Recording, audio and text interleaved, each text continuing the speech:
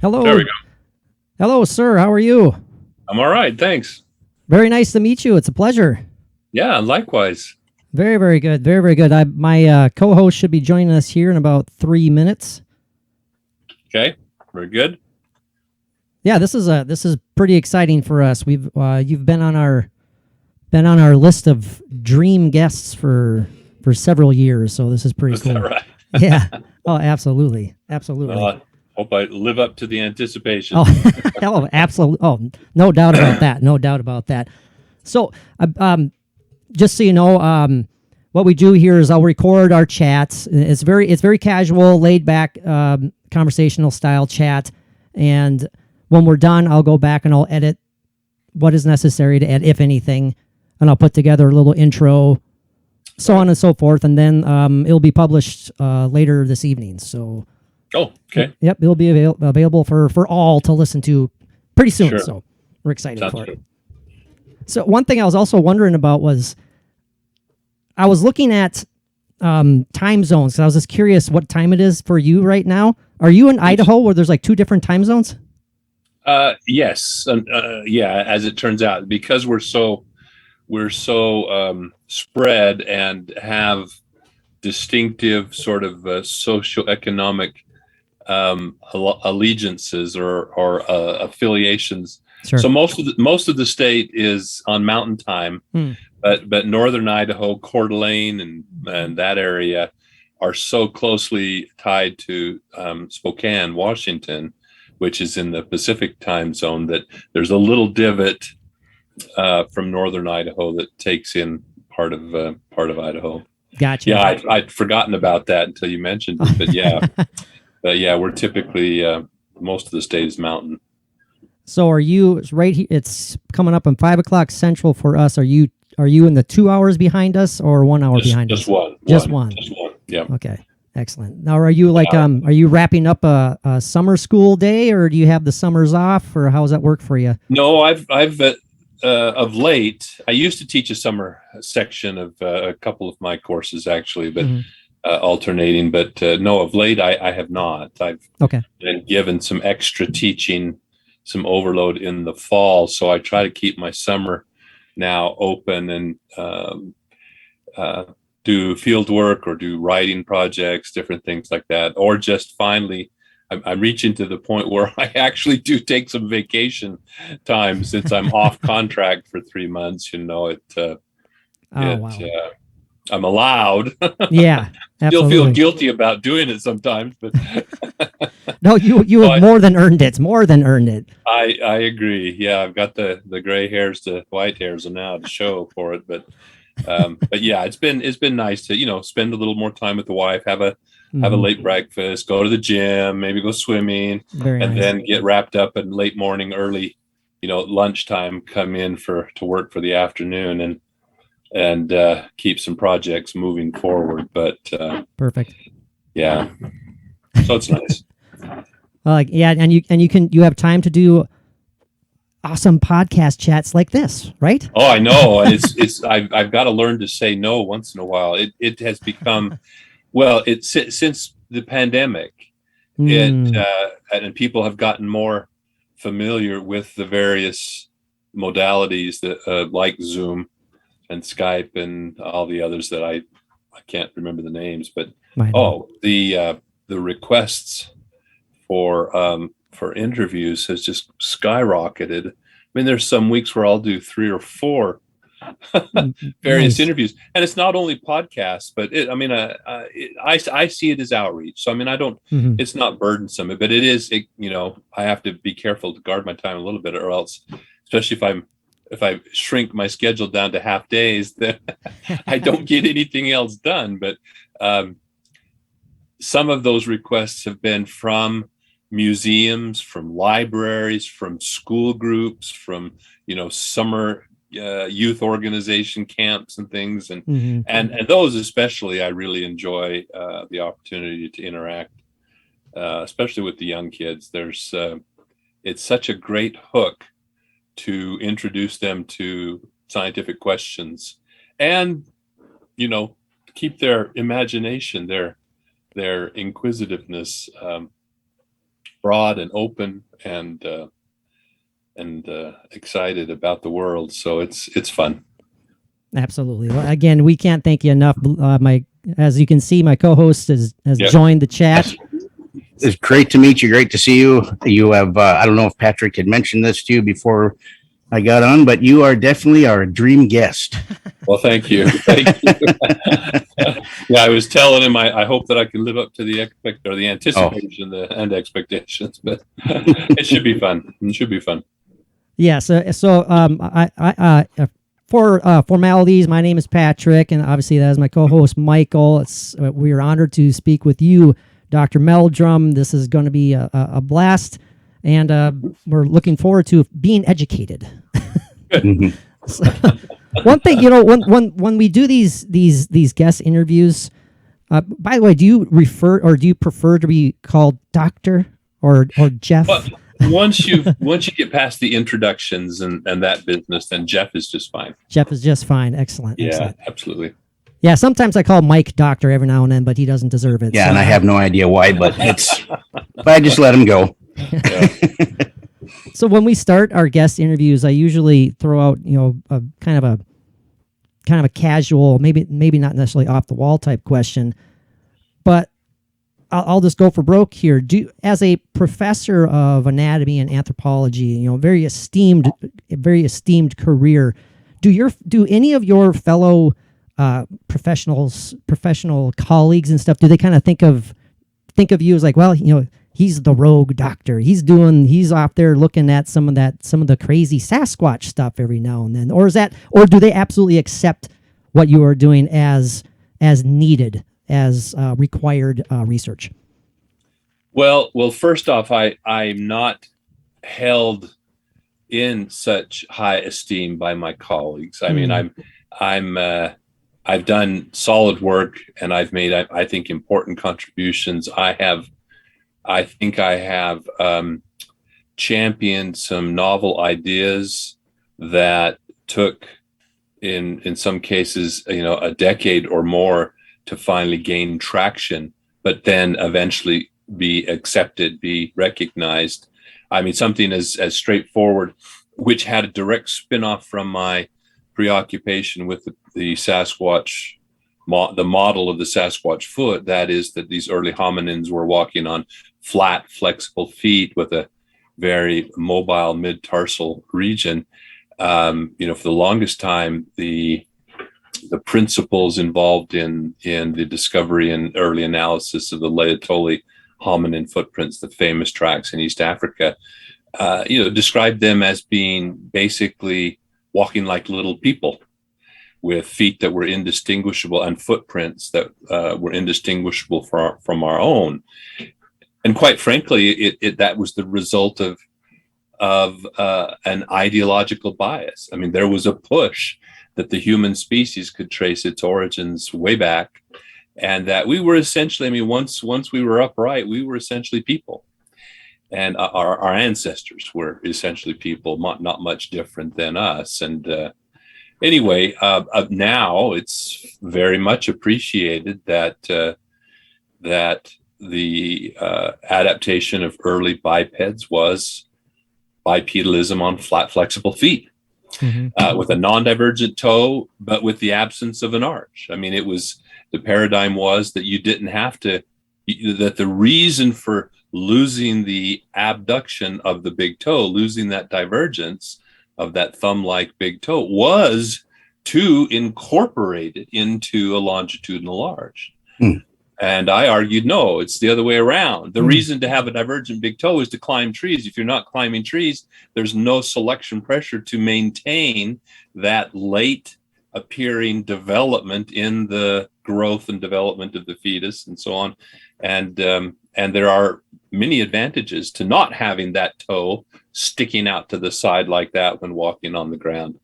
And it's so funny. Just recently, there was a paper that came out where renewed attention was directed to an additional set of footprints at the Laetoli site, and that has a more distinctive appearance. They're much broader feet, different proportions, Although I have to say that, I mean, it just shows you how it's everywhere. You know, you think politics is the only place where you can't trust anybody to not spin their message. But in anthropology, they're spinning all the time, and everyone has their narrative that they're pushing. So when they show these, in order to emphasize the distinction of these rather neglected footprints, they juxtapose them with a photo that is often used, but rarely is it identified as a double step. It's where two footprints of two individuals have been partially superimposed, and it gives the foot this much more elongated, more human looking appearance, which, you know, promotes that narrative. Oh, they're just little feet, like little people walking around with feet like ours. So the comparison's completely misleading to begin with. But the point I wanted to make was they drew attention to some of the distinguishing characteristics of this other additional line of tracks, and they drew attention to a feature in the midfoot, which they identified as a mid-tarsal pressure ridge. Now, the only place you'll find, if you were to Google that term, the only place you'll find reference to it anywhere in the past two decades is my work on the Sasquatch footprints.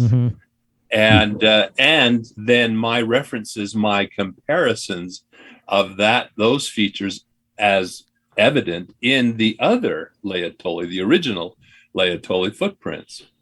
You know, and you'll see all sorts of other explanations for that artifact, that feature. So I found that bemusing, because finally there's that acknowledgement, but there's no citation of my references where it's published. No credit to my having drawn attention. I mean, it's not that I'm after credit, but this just illustrates a point, back to your original question about esteem and the perception of my colleagues. The common attitude or stance, the treatment, is now not to criticize me, not to verbally castigate me, but rather just ignore it. Ignore it, not even draw attention. I mean, this was one of the problems I had in my multiple bids for full professorship, was against the prejudice in my own department in college. One of the reviews, it was so blatant, and at that point, it was the deans finally just stepped in. But when the college committee evaluated my record, they quite intentionally, the chair of the committee in particular, who was a member of my department and very critical, just ignored anything that had to do with Sasquatch, and then also pointed out the glaring gaps in my publication record.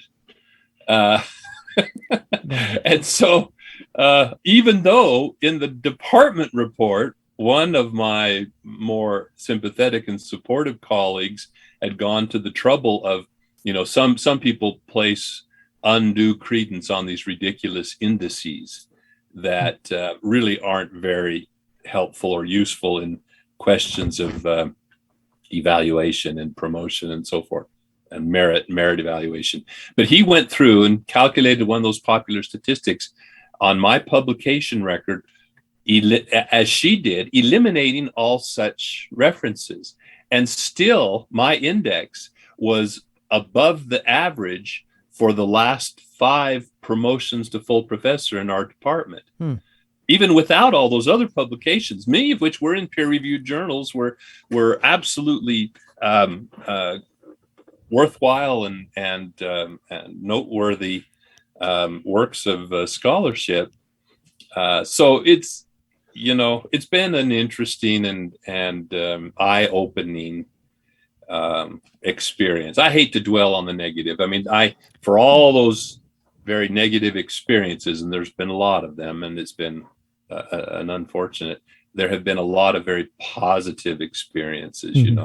I mean, up above my desk here, I've got this picture of where I had the opportunity to attend one of Jane Goodall's presentations, and she was very magnanimous in providing a blurb, a little review or commentary, endorsement of my book when it came out after reading it.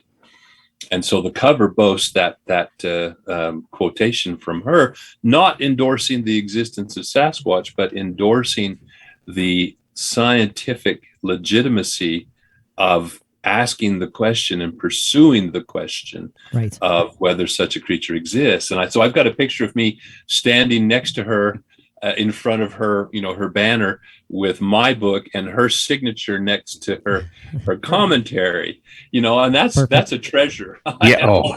I tell you. And, when George Schaller wrote the foreword to my book, George doesn't necessarily have the name recognition that Jane, the popular name recognition amongst my colleagues. I mean, his stature, he's the naturalist's naturalist. I mean, probably the most renowned and acclaimed naturalist of the past century.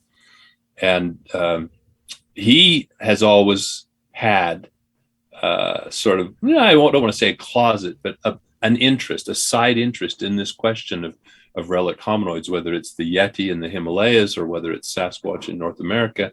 And so he appeared on Sasquatch Legend Meets Science, the documentary.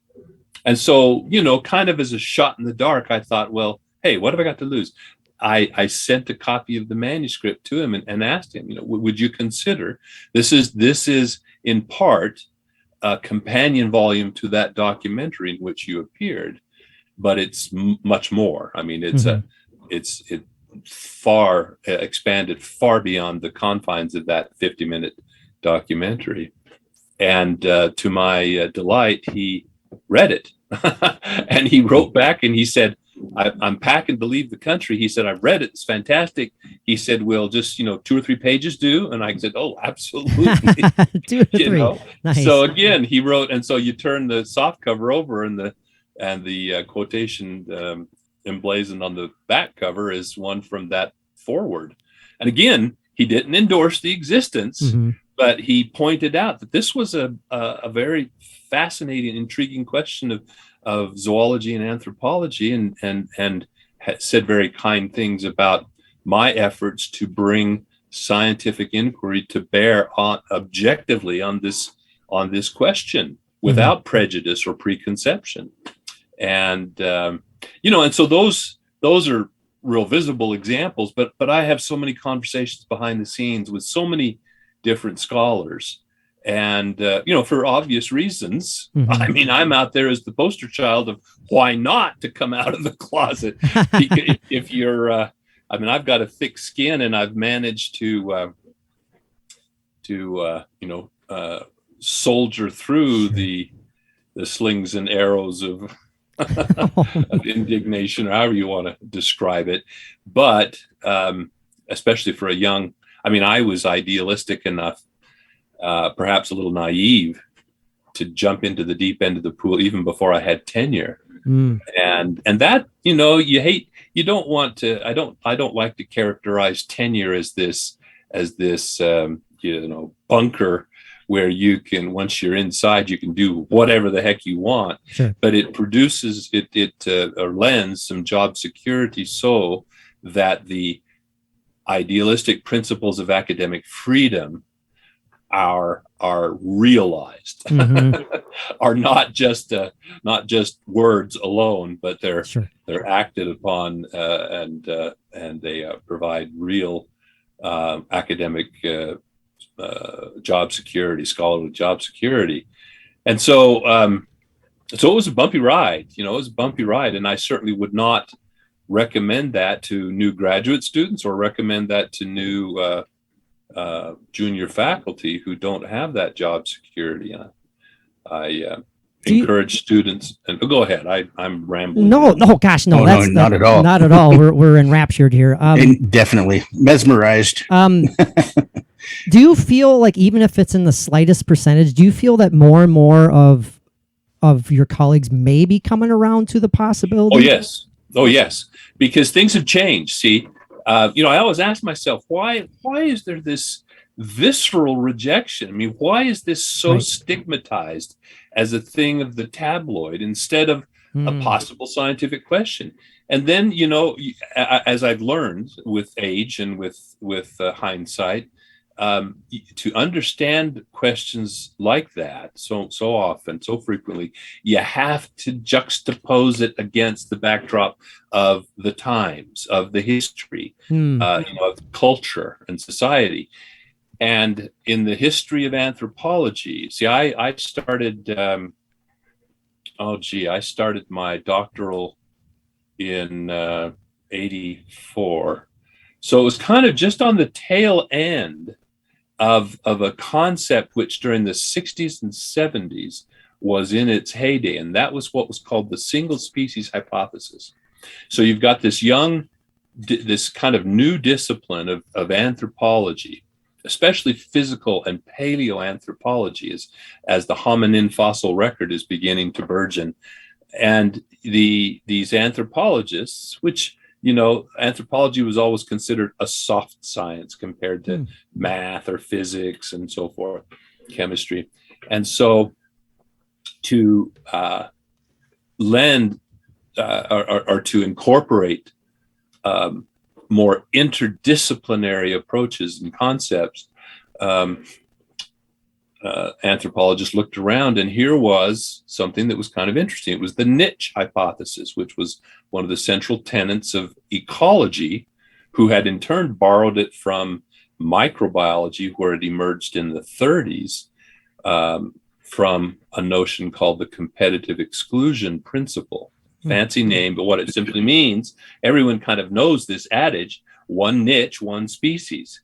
You can only have one species at any address out there in ecology.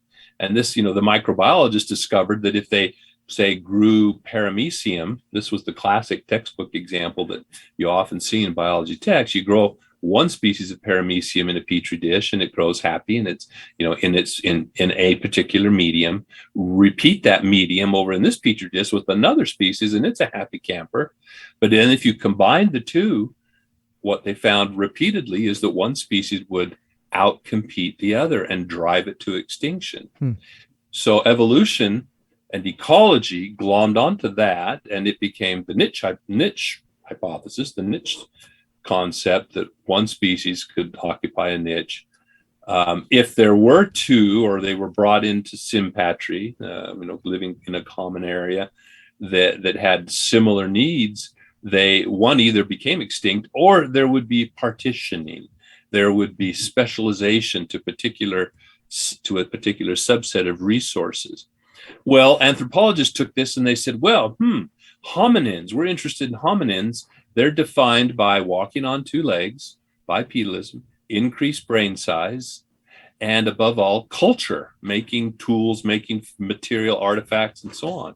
That's a pretty narrow, exclusive club. So there can be only one species. And so human evolution was perceived as this unilinear, single file march, one species giving rise to another. And like I said, it was reaching kind of its heyday during, and it also fed into this idea, and from this grew out this notion that we're all just one big happy family. We're all, because really, where do you draw the boundary between species? It's kind of arbitrary. So we're really humans, all the way back to our divergence from that last common ancestor shared with the great apes, chimpanzees, most likely. So in the 60s, see, when Ivan Sanderson, you may know of Ivan T. Sanderson, who wrote this encyclopedic book, Abominable Snowman Legend Come to Life, and the subtitle, Subhuman Species on 5 Continents. Well, when he published that in 1962, it was in the heyday of the single species hypothesis. So how did anthropologists react? There was no place, for these other 5 proposed subspecies that had persisted alongside us. to exist. They couldn't exist, therefore they didn't exist. And so his book was seen as just a flight of fancy. And even in 1967, see, when the Roger Patterson film was shot, when that was shown to the scientists in British Columbia and then subsequently at the Smithsonian, I mean, what could they say? No, I mean, something like that just can't exist. So instead, they came up with all these ridiculous objections why it must be a hoax. I mean, and they were really ridiculous. We won't go into all those, but really ridiculous. But then, see, there was a shift that started to take place. First, there were these alternate forms of Australopithecines, the early human ancestors from South Africa. And initially, some tried, especially the ardent supporters of the single species hypothesis, said, well, these alternate forms must be males and females. And they would try to show how, if you look at a male gorilla and a female gorilla, the male gorilla has this really high crest and ridging and massive canines and so forth. And the female's more gracile. So these differences were gender differences. Well, eventually the sample grew to the point where that could no longer be sustained. They clearly were the same species. And I'm sorry, they clearly were distinct species, not the same species. And then they thought, well, those initial Australopithecines, they're really little more than bipedal apes. So we haven't really reached the hominin adaptation yet, the hominin niche. So they kicked the can down the road, and to the appearance of the genus Homo. And you had, and that has a whole history in and of itself. But nevertheless, whether you recognize early Homo like Homo habilis and Rudolfensis, or the emergence of with a very distinctive discontinuity with Homo ergaster or Homo erectus, the African form often referred to as Homo ergaster. The problem with that was no sooner was the ink dry on those proclamations than Richard Leakey describes Homo ergaster, Homo habilis, Homo rudolfensis, and Paranthropus boisei all living at the same time. How can this be? Well, and then they just kick the can further down. Well, once Homo sapiens emerged, now we are the last hominin standing. But in the face of continuing discovery of new species, so that instead of this single file lineage, now the tree starts to show branches and contemporaneous species coexisting at any slice of time. And so instead of a single, lodgepole pine, we've got this bushy tree with multiple species coexisting. And it was recognized that some of these branches persisted until dates that were much more recent than would have been acknowledged, 20, 30, 40 years ago as a possibility. And so, you've got Neanderthals coexisting with Homo sapiens. You've got Homo heidelbergensis. There are some specimens as potentially as young as 20,000 years in East Asia. You had the discovery of the hobbit, Homo floresiensis, which initially was somewhere between 14 and 18,000 years. Now it's gotten pushed back as they refine some of the stratigraphy, the dating in the cave deposits. But even at 50,000 years, I mean, one thing that you have to learn from the study of the fossil record, as capricious and as meager as it is, that the last appearance doesn't mean that's when they went extinct. That just happens to be when the last fossil was discovered. Right. And so, 50,000 years is just a snap of the finger. So, if you got in a time machine, went back in East Asia 20, 30,000 years ago, you might bump into any one of 6 different species that we know of at this point. And that's the problem. There's no abatement to the pace of discovery of new species constantly being added. So it's a much more complex story. And so now all of a sudden, instead of flailing around, what do we do with this? What if this thing on the Patterson-Gimlin film were real? where could we accommodate it? Well, now there's all sorts of places. It could be a Gigantopithecus extant. It could be a Paranthropus extant. There there are a number of possibilities. So, again, going back to your question, with that backdrop, the new generation, just as I kind of came up right on the tail end of the single species hypothesis, I mean, at a point when we still learned about it, but we fully recognized that there were gracile, and I mean, there still were textbooks that had this comparison between gracile and robust Australopithecines, and trying to explain it away as male and female of a single species. Now you have students who are not indoctrinated by that dogma, and recognize the fluidity and complexity of the hominin fossil record. And it wasn't too long ago. Time slips by so fast; it's amazing. But New Scientist magazine, which is Britain's equivalent, say, of our Scientific American or Discover magazine, sort of a semi-technical, popular science magazine. But they had a special issue, and the entire issue was devoted to what the editorial board considered the top 10 questions facing human evolution, the study of human evolution today. And number 9 was, are other hominins alive today? And I mean, I saw that, and I was, unfortunately, the associate editor who was in charge of writing that article did an unfortunately poor job, but I was interviewed for it, but I was just so excited because 20 years ago, 10 years ago, that never would have been. Well, now it'd be 20 years. It's been almost 10 years since that issue came out, but and still, it doesn't have an overt impact, so that I still have trouble getting a abstract accepted at the physical anthropology meetings, and I remember one time when one was rejected, and I pressed the issue home. There is no appeals process, so basically you're at the mercy of 2 reviewers, and sometimes the person who's the program organizer, the sponsor for that year, then is the arbiter. But I took it to the executive board and I said, this is ridiculous. It's a total crapshoot when I submit an abstract, and sometimes it's accepted and it's well received by the audience. There'll be, just all kinds of conversation and discussion. It's always received very positive feedback. And then the next time I get 2 reviewers who are, curmudgeons, and it's the thumbs down. And one of the reasons, when I pressed the organizer to require the reviewers to back up their statements, the one comment was simply, "This is not a topic of general interest to the anthropological community."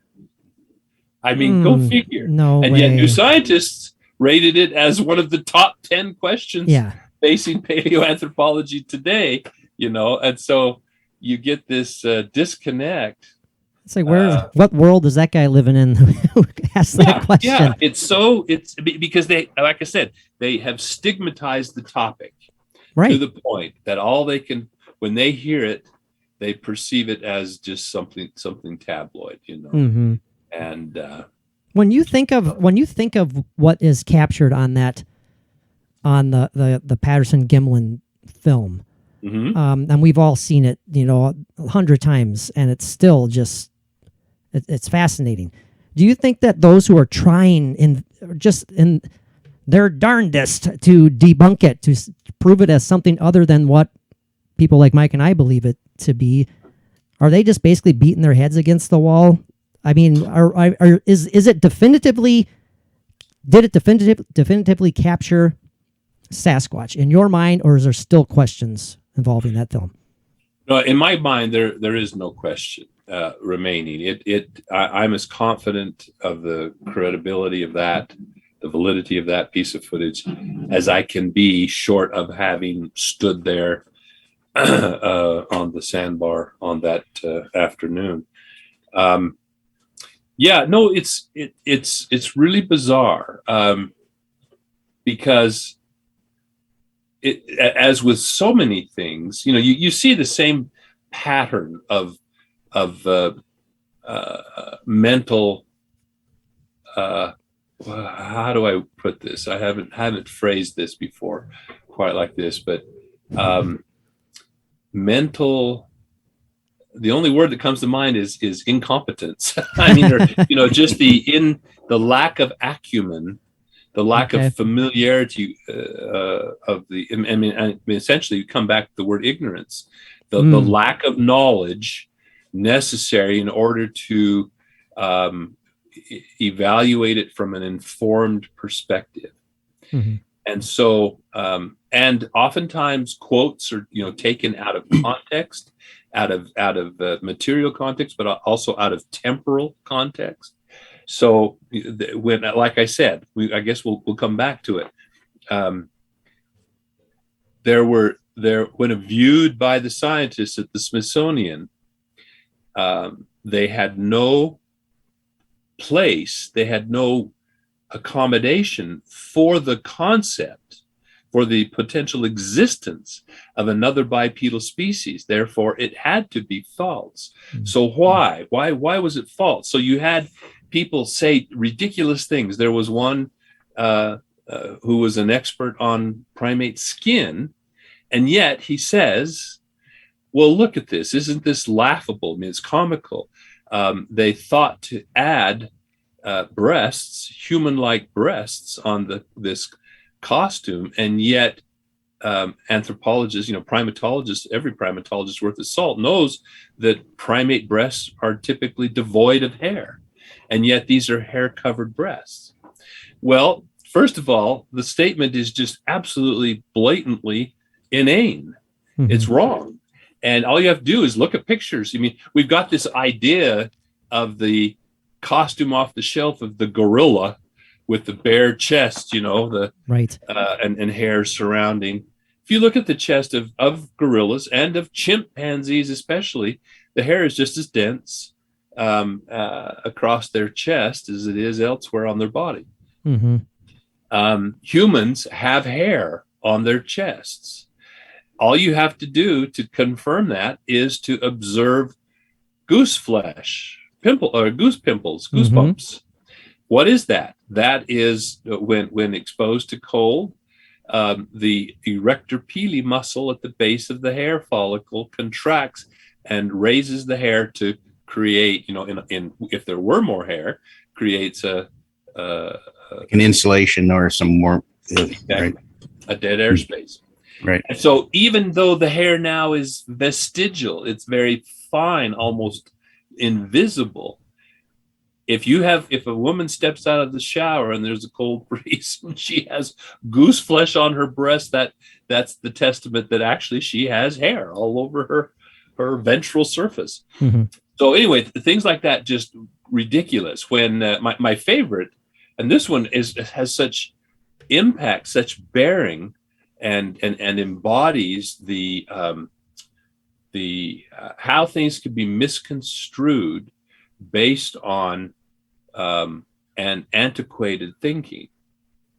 At the time, it wasn't antiquated, but now should be acknowledged that that's an antiquated concept. So John Napier, and I've used this multiple times, so hopefully your viewers haven't heard this story before, but John Napier was a primatologist, British primatologist. He was kind of the father of studies of primate locomotion. So I was very familiar with his career, his writings, because of my training and studies. And probably the more open-minded, and as a result became a bit of a lightning rod for criticism from his fellow anthropologists and primatologists on that panel. But he was the more open-minded towards the whole thing. So much so that he, and towards the topic in general, the question in general, he, in the twilight years of his career, wrote one of the first academic published books. Bigfoot, the Yeti and Sasquatch, and Myth and Reality, came out in 1972 or 73. And In it, he did conclude on the basis of the footprint evidence, and unfortunately he was struggling with a very limited sample size, but he was convinced based on the footprints that there was something out there leaving tracks, something that needed to be identified and studied. But when it came to the Patterson-Gimlin film, he was essentially thumbs down, although he was forthright enough to acknowledge he couldn't really put his finger on a good argument, except that he said when he looked at that figure, from the waist up, it looked very much like an ape, but yet from the waist down, it's got the hips and gluteals and the limbs of a human. Mm-hmm. And he said it was just nearly inconceivable to contemplate such a hybrid of structure existing in nature. It just, it's like a centaur. Right. Yeah. It just didn't make sense. And so on that basis, he rejected it. Well, just a few years later, we had the discovery and announcement of Lucy, Australopithecus afarensis, the very likely maker of the Laetoli footprints. And for the first time, we had associated pelvis and hip or knee joints and so forth of the skeleton to go with the much more complete examples, still partial, but more complete associated portions. And how were they heralded in the public press? Isn't this interesting? From the waist up, it looks essentially like a chimpanzee. Yeah. But from the waist down, it looks like a little hairy human. Well, presumably hairy, a little human. Isn't it curious how nature has combined in unexpected ways these suites of characteristics, this mosaic of characteristics? Well, now, wait a minute. That was the very the only linchpin for Napier's rejection of the film. What if he had waited? What if his timeline had been such that his book wasn't finished until several years after the discovery announcement of Lucy's inconceivable combination of anatomy? The point he would have had nothing. Yeah. The point is now what we see on that screen, which was counterintuitive in 1967, from a scientific perspective, where Napier, whether I don't know if I want to go so far as to say it was justified, but it was at least understandable where Napier was coming from in his rejection. At least there was a basis for his rejection. Now that's gone. That's gone. What we see on the film embodies exactly a suite of characteristics that were counterintuitive then, but now perfectly describe early hominin species, like Lucy, or even more so with its face, its deep, massive jaws, its flat face instead of projecting prognathic lower face like a chimpanzee, like Lucy, like Australopithecus afarensis. But if you look at the robust Australopithecines, the distinctive characteristics of her Patty's face are embodied in those robust Australopithecine species.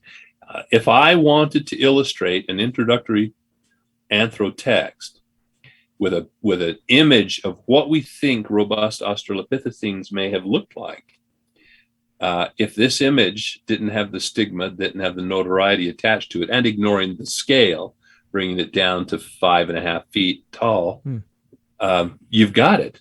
That would work. That would work. In one of my presentations, I juxtapose some of those images with the Patterson-Gimlin film, and it's just they're poured out of the same mold. How would Roger or anyone coaching Roger, kibitzing for him, how would they come up with that?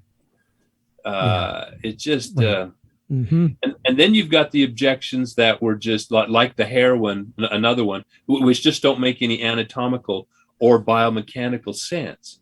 It's just, they're embarrassing. They're literally embarrassing. There was one who said, well, isn't this silly? They've got, the breasts suggesting it's a female, and yet it walks like a man. What? It's incongruous. Yeah, it walks. It has the stride, the gait like a male, human male. Therefore, it must be a man in a fursuit, meaning that females because of the wider hips, Mm-hmm. the hips joints being separated relative to by comparison to males. When women walk, then there's a tendency for more sway of the pelvis. With each step, as you swing a leg, the pelvis dips towards that swing. There are muscles to counteract that, but the muscles allow a little bit of sway. And so that appealing female walk is the result of the need for a larger birth canal to allow the big brain baby to pass through the pelvis. Mm-hmm. Well, if Sasquatch, as depicted in the Patterson-Gimlin film, has the brain the size of a gorilla, it doesn't need an enlarged birth canal. Ergo, its pelvis, the female pelvis, is essentially the same proportions as a male, and it walks like a man. Nice. Yep. I mean, it makes perfect sense. It does. If you would stop and think about it instead of just, blurting dismissing out. it. Yeah. Yeah, exactly. Your ignorance based on preconception of what is real and what isn't real. And so, you can go through and just, and there are quite a number of statements, and those are some of the most oft repeated. The fact that film has never been debunked is enough for me. With all right. what we are capable of nowadays, studying, analyzing any number of film, no matter how old it is, but yet it still can't be 100% debunked. I mean, that stands out on its own. To me, it does. Absolutely. Oh, absolutely. It stands up under scrutiny, under remarkable scrutiny. And just recently, together with Bill Munns and a student by the name of Isaac Tian. Isaac is a computer vision, I don't know what his actual title, researcher, technician, engineer, and more than a technician. He's an engineer. He's working on his PhD at the University of Washington. Bill Munns has decades of experience in Hollywood as a creature effects engineer. And he is a remarkable historian of cinematography, and both from the technical side of it, from the camera and film and so forth, as well as the methodologies of what takes place behind the lens while he's creating the creature effects in front of the lens. And so recently we some of our efforts were featured prominently on a Proof is Out There episode, and there was the latest rendering of the Patterson-Gimlin film using multiple scans of different copies of the film. There's this, sort of a genealogical tree of generations of copies. And so they show different artifacts. People in the digital age may not be familiar with the old school film, which utilizes photosensitive grains or crystals in an emulsion on a plastic film backing. So it's those chemicals are exposed to light, causes a reaction, which is then brought out through a chemical treatment and fixation. But instead of little square pixels, the grains are like irregular grains of sand. And so they have different shapes. And so each time you make a copy, whereas a pixel as a single packet can, with high fidelity, be transferred and copied to another digital file. When you take one film, and usually sometimes there's contact prints or you project it onto the film, either way, but the crystals don't line up one to one. And so there are little artifacts, edges, and new edges and so forth that are introduced with each, and it becomes grainy due to that introduction of artifacts. And when you blow an image up to the point where the grain can no longer sustain the detail, the word today would be pixelated. If your file is not of high enough resolution, when you blow it up, it looks pixelated. That's the best way to describe it. Yeah. So by this process, Ian did was create an algorithm that identified landmarks that allowed you to very precisely align these copies. So Bill had scanned multiple copies. So he had an archive. If you were interested in one particular frame, you could go to his archive and look at 12 different versions of that frame, 12 different copies of that frame. Well, by stacking those up, you can then average out the extraneous information and emphasize the common denominators, as well as, the spurious flecks or dirt or scratches from showing and so forth. If they appear in just 1 out of 12, then they kind of disappear, whereas the other common features are emphasized, and it adds back to the richness and density of the image.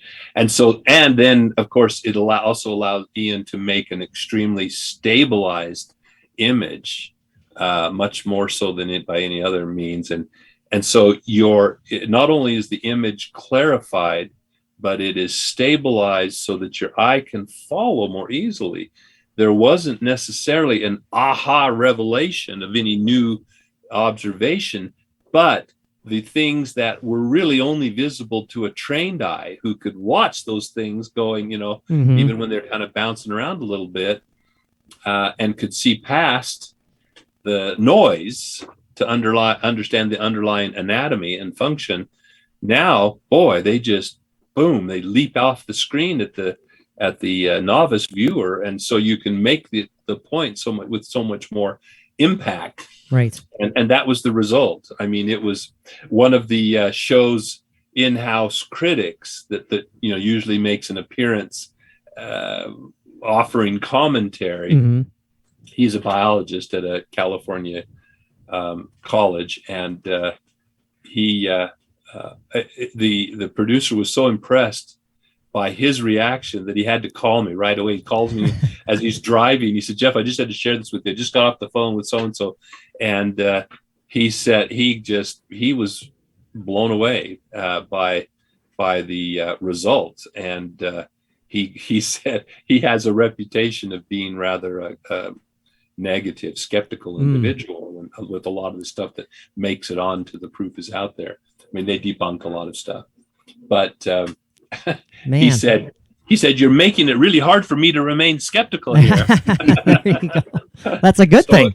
Yeah. But I mean, it just illustrated the point that it had a tremendous impact on an informed viewer.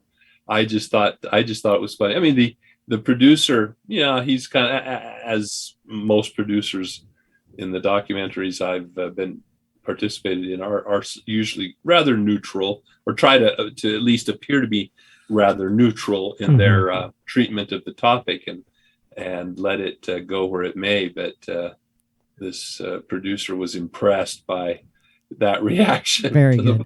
He wanted to share that with me right away. No, if you can just work on the pseudo skeptics. No, God. Well, and I, my goal is not to, I mean, it never has been to attract adherents, to convert people. It's to present the evidence in a way that they can make up their minds. And many skeptics, many ardent skeptics who pound that key or wear sometimes they wear a bright red armband with an S on it, they are not likely to be swayed. They have their own pet objection or criticism, it seems, to the exclusion of all else.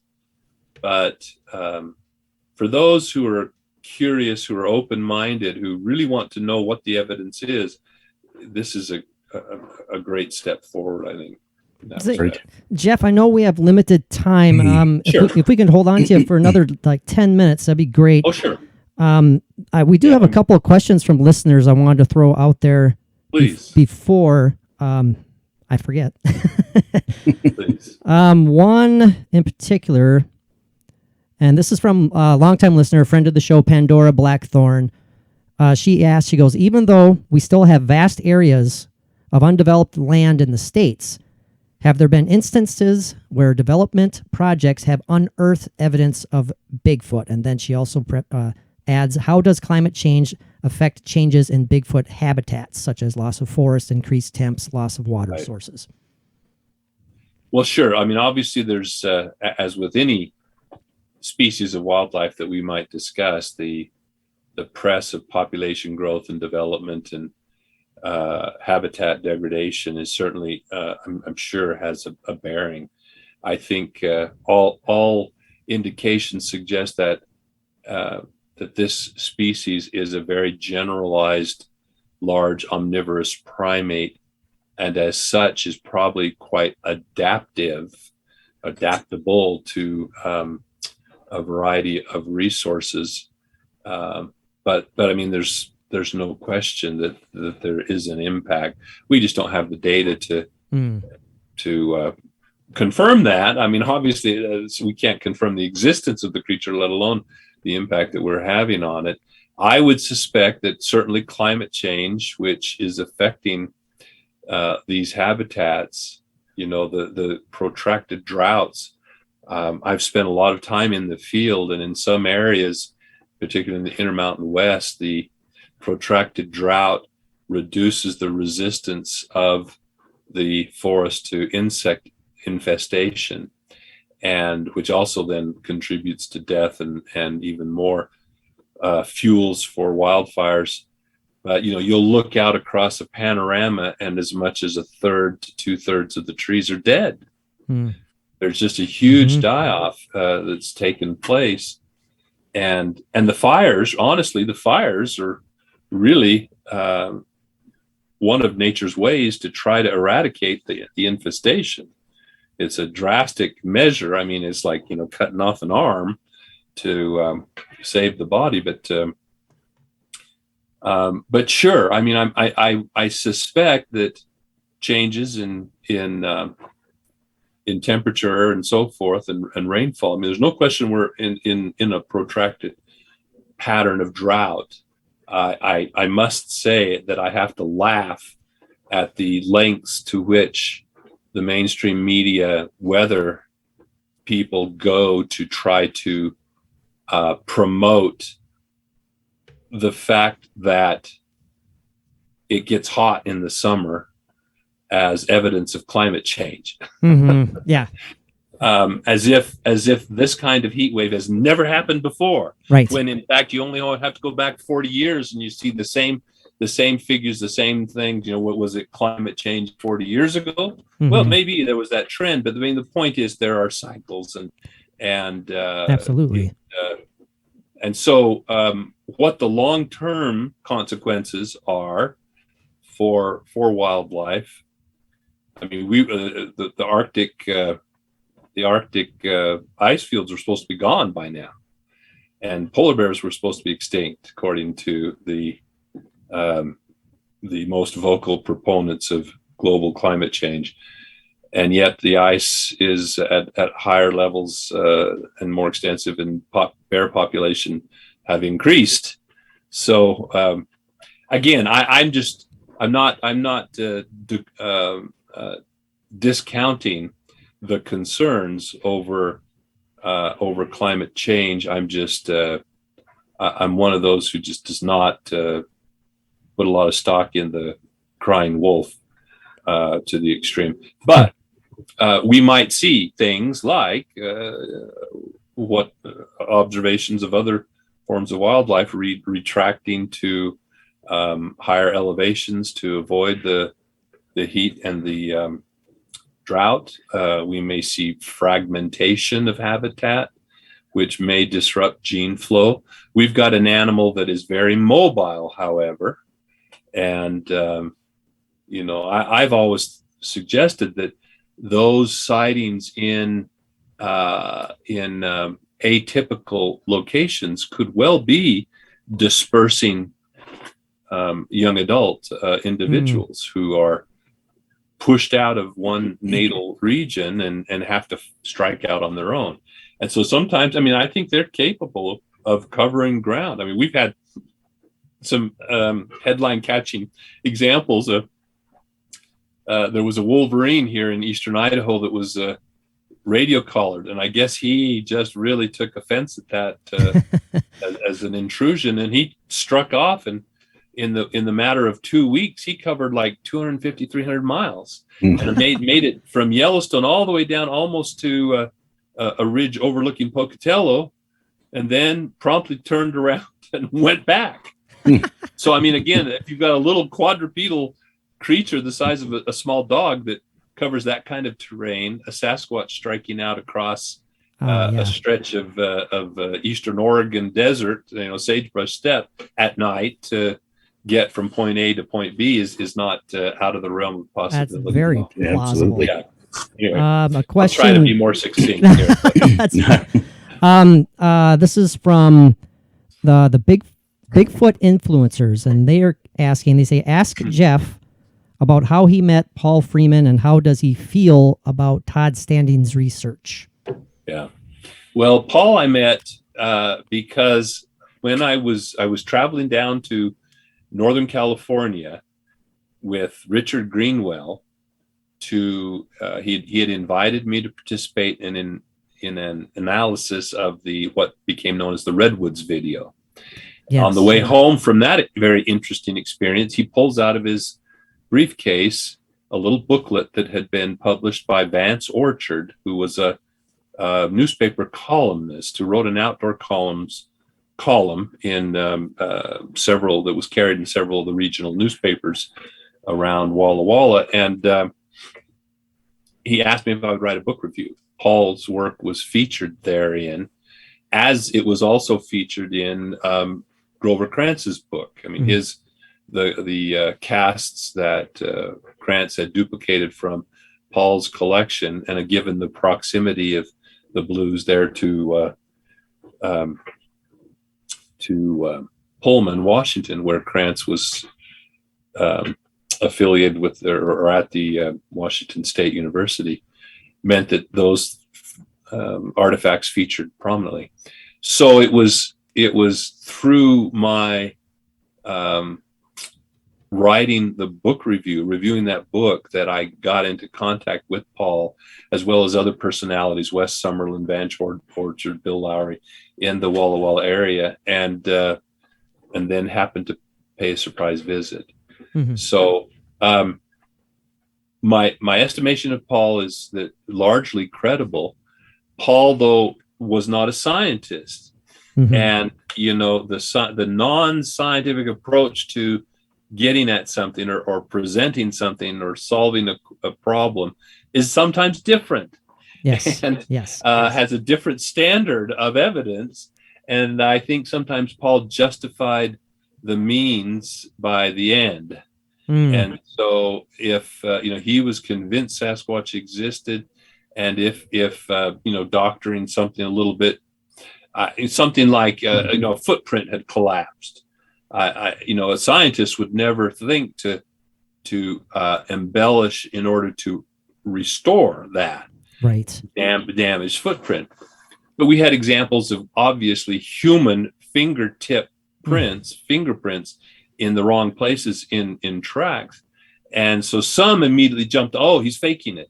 No, I think it was just a matter, because I've seen it so many times with people who just cannot resist the impulse when they see a footprint cast to put their hand in it. Right. Just, to compare size or whatever. In this case, if he was getting ready to make a cast and in the interim, something had collapsed or someone had stepped next to it, I think he wouldn't have thought twice about tamping down the sidewall or, diking it up a little bit with his hands. Now, Todd Standing, again, there was I had heard some passing things. I had seen his very controversial close-up images of the faces of, and so when he extended an invitation to go up to Canada, I took him up on it. I thought it was an opportunity, especially when I heard that Dr. Bindernagel was going to go as well. I felt in very good company. Yeah. And so, it was an opportunity to take a look and be able to evaluate some of his evidence firsthand.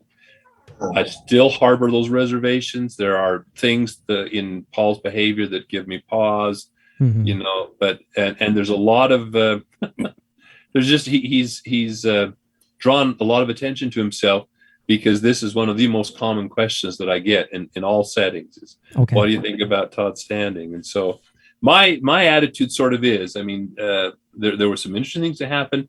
As I said, I have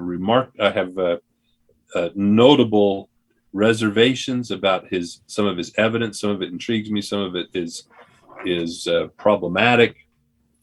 But the criticisms that have been leveled have also been really on shaky footing. That's the thing. There was a report that was written where they picked apart, and I went through it, and just pointed out counterexample after counterexample that refuted their criticism, whether it was, the shape of the eye or a line under the nose. There were, and my point is, do not take this as an endorsement.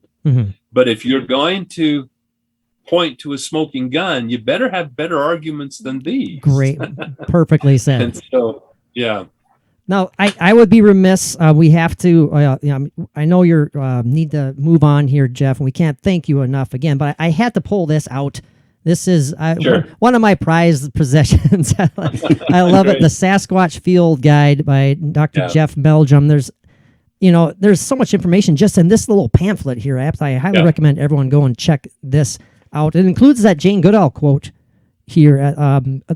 Jane Goodall quote, referring to your book, Sasquatch Legend Meets Science, a much-needed level of scientific analysis to the Sasquatch-Bigfoot debate. So, I mean, that's, like you said, that's in high standing right there. Well, Doctor, this has been an absolute blast for us. We could listen to you for days and days. Yeah. I imagine your courses, I would assume that your courses are always overflowing with enthralled students. I would, if I could enroll in a course of yours, I would. Yeah. Well, thank you. No, absolutely. That's unfortunately they're not always, because there was a period of time when there were active lobbyists in my department who tried to dissuade students from taking my courses. Oh no.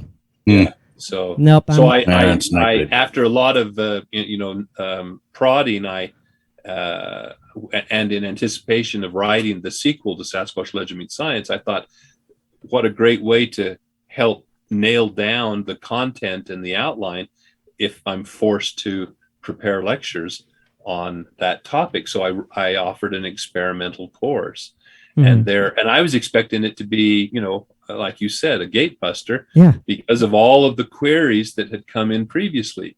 As it turned out, due to those active lobbyists, people tearing down the posters advertising the course, because it wasn't on the books, it was a special offerings course.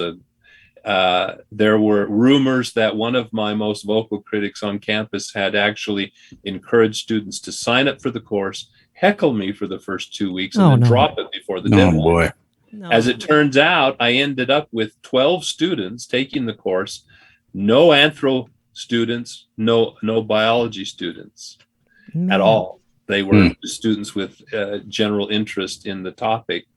And we had a great time. I mean, it was a great experience and a very productive one. Absolutely. But it was also a sad commentary on the state of affairs in my college.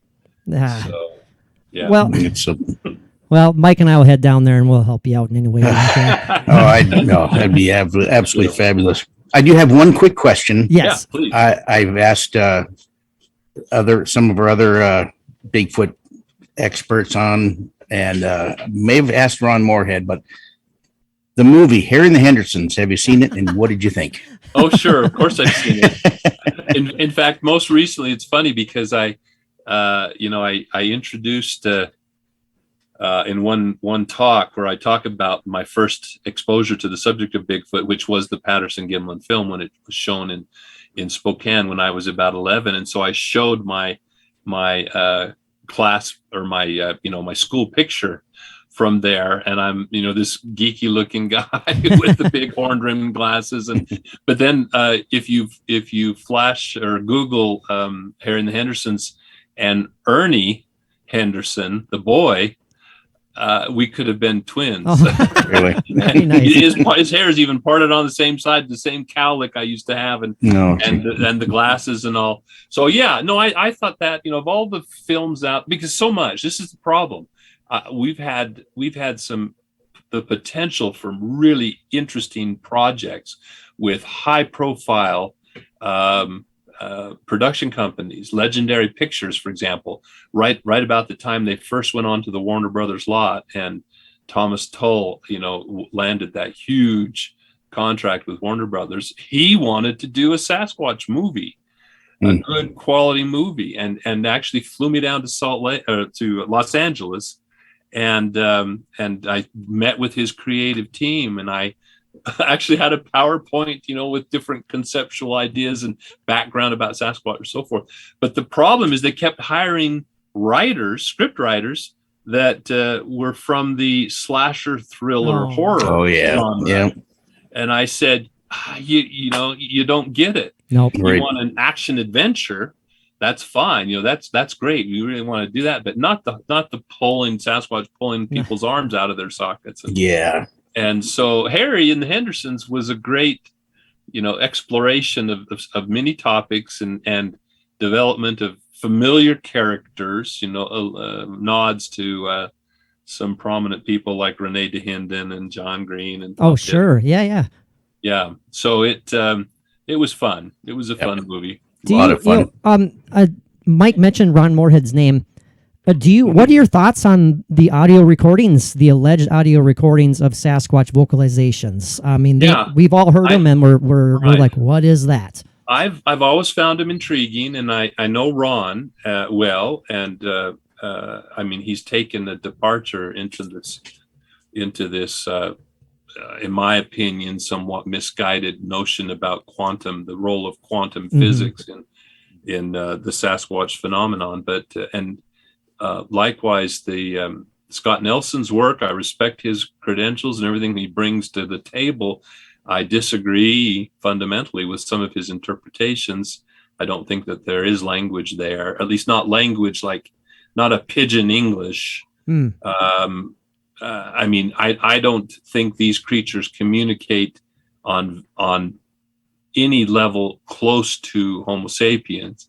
It might be a bit more elaborate than the repertoire of a chimpanzee, but not much. Okay. I don't think not by much. I mean, their upright posture alone may have effects on the larynx and pharynx that allow for the a greater diversity of vocalization. But I mean, ultimately, it's up here. It's got to be. You can have the plumbing. If you don't have the wiring, the hard wiring, it doesn't do you any good. So the other hesitation, and Ron doesn't like it when I bring this up, but for me, the bottom line is the footprint evidence. That's the corroborating. That's the litmus test. And unfortunately, if you research the footprints that have been documented associated with that incident, they are not typical Sasquatch footprints. And whether that says something, I mean, or you can interpret that any way you want. Sure. Depending without further information, if you're depending on your inclinations and persuasions, but otherwise, I think I think fundamentally it's a very intriguing and credible set of circumstances and resulting recordings. I just think some of the interpretations that have come out as a result are a little difficult to acknowledge.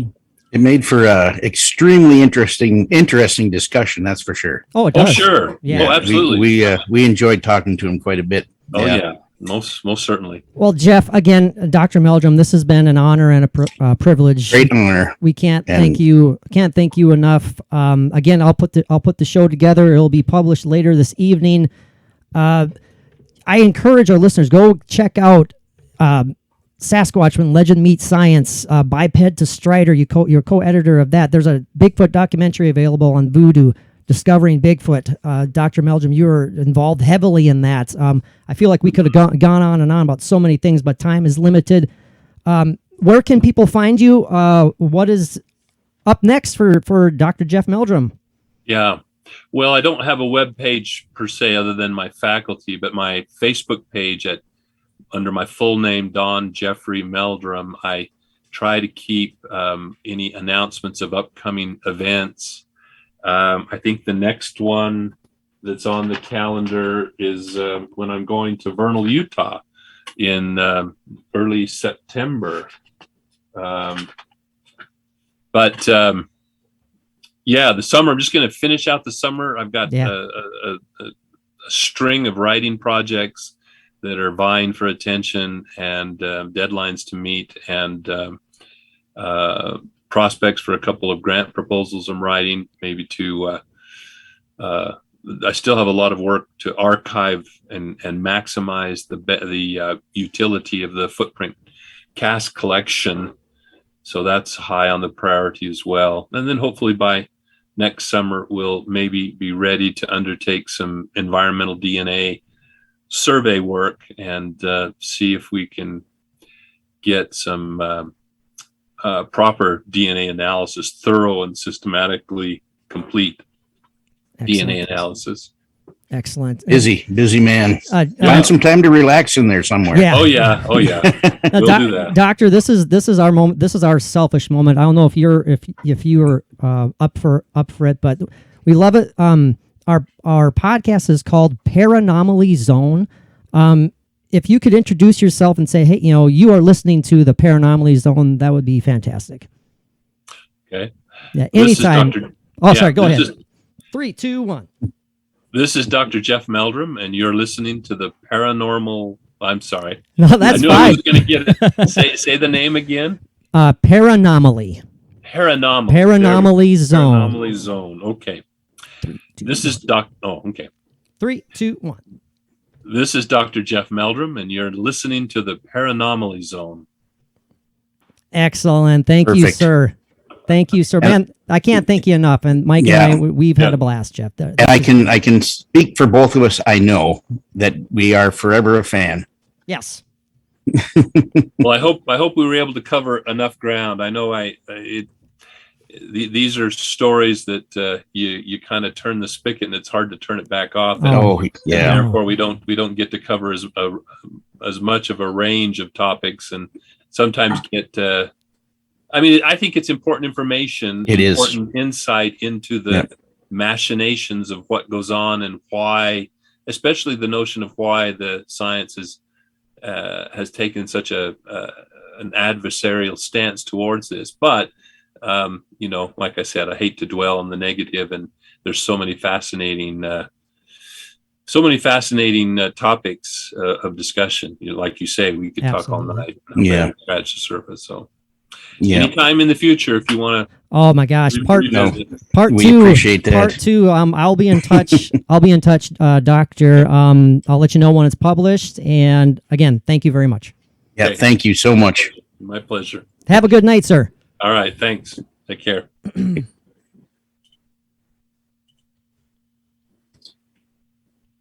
Wow. Are you there, Mike? Oh man, was that cool? Was that something cool like that? I mean, while we're going through this with him and doing this episode, can you help but feel like you've got the thought going through your mind is, boy, we're really doing very well. We've made it to a certain level. It's been that was great. That was absolutely great. So man, and I got to tell you, okay, why is that thing? What Mikio Kaku's hair is. We have Jeff Meldrum's beard. We do. He mentioned before. Oh man! Before you signed on, Mike, he was mentioning, he's like, "Oh yeah, well I'm all gray. Well, actually, I'm pure white now." He's pointing to his beard because he's talking about he's been in the field doing this for a long time. So yeah, what an awesome guy, though. All right, well I'm gonna let you go, Mike. That was a great time. Thanks, buddy. Oh, absolutely. I'll let you know when it's all set and published. Sounds good, and I will share from there. Perfect. Peace out, All right, buddy. have a good one. We'll talk soon. Yep. Bye-bye.